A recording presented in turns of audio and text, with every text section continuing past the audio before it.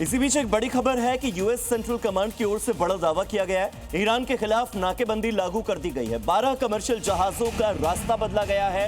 ये US central command की ओर से दावा है।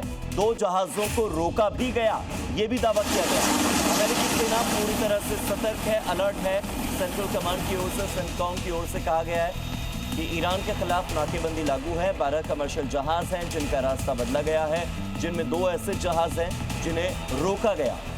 और अगर आने वाले समय में स्थिति कहीं गड़बड़ होती है, ईरान कोई हिमाकत करता है, तो अमेरिकी फोर्सेस, अमेरिकी सेना पूरी तरह से तैनात है, तैयार है। मिडिल ईस्ट में हालात तब तक सामान्य नहीं हो सकते जब तक ईरान अपना यूरेनियम सरेंडर नहीं कर देता।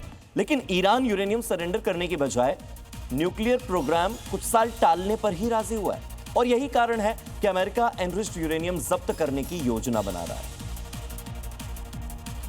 अमेरिकी स्पेशल ऑपरेशन फोर्स ईरान की टाइट सिक्योरिटी वाली न्यूक्लियर साइट ने एनरिच यूरेनियम जब्त करने के लिए अब तक सबसे एडवांस ऑपरेशन शुरू करने की तैयारी में है, क्योंकि बातचीत से नतीजा न निकलने के बाद अब ईरान के न्यूक्लियर खतरे से निपटने का अंतिम उपाय मिलिट्री ऑपरेशन ही है, जिसके तहत इस बेहद जटिल ऑपरेशन में हजारों सैनिक ईरान की न्यूक्लियर साइट्स पर धावा बोलेंगे, कंस्ट्रक्शन क्रू की मदद लेंगे और साइट के चारों ओर एक बड़ी डिफेंसिव ब्लॉकिंग फोर्स तैनात रखेंगे।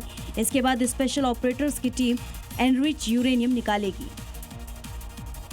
अब बात करते हैं स्पेन की, जहां पर जंगल में भीषण आग लगी हुई है। हालात कुछ ऐसे हो गए हैं कि स्पेन के इतिहास में पहली बार आग की वजह से इमरजेंसी का ऐलान किया गया। राजधानी मैड्रिड और आसपास के अवीला वाला जो इलाका है, वहां पर आग कई किलोमीटर तक फैल चुकी है। देखिए रिपोर्ट।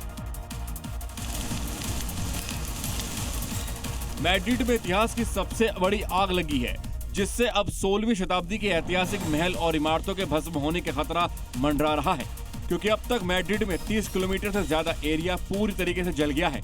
70,000 से ज्यादा लोगों को सुरक्षित जगह पर पहुंचाया जा चुका है। स्पेन ने आग बुझाने के लिए अपनी सेना उतार दी है। आग बुझाने के लिए बड़ी संख्या में फायर फाइटर्स, हेलीकॉप्टर और विमान लगाए गए हैं। इटली और ग्रीस ने भी अपने कैंडेयर विमान भेजे हैं। हालांकि फिलहाल हवा की गति और तापमान कम होने से आग की तीव्रता में कमी आई है। स्पेन के साथ ही फ्रांस के जंगलों में लगी विकराल आग अब बाकी के तमाम इलाकों तक फैलने लगी है। तेज हवाओं की वजह से यह भीषण आग पश्चिम से पूरब की तरफ बढ़ रही है और बोर्डो के रिहायशी इलाकों के पास पहुंचने की आशंका का खतरा अब और ज्यादा बढ़ गया है। एक हफ्ते पहले लगी आग अब फायर स्टॉर्म बन चुकी है, जिससे करीब 1.5 लाख से ज्यादा लोगों को अपना घर छोड़ना पड़ा। हालात ये हो गए हैं कि लोगों को जान बचाने के लिए नावों और वाटर टैक्सियों के जरिए समुद्र के रास्ते निकलना पड़ रहा है।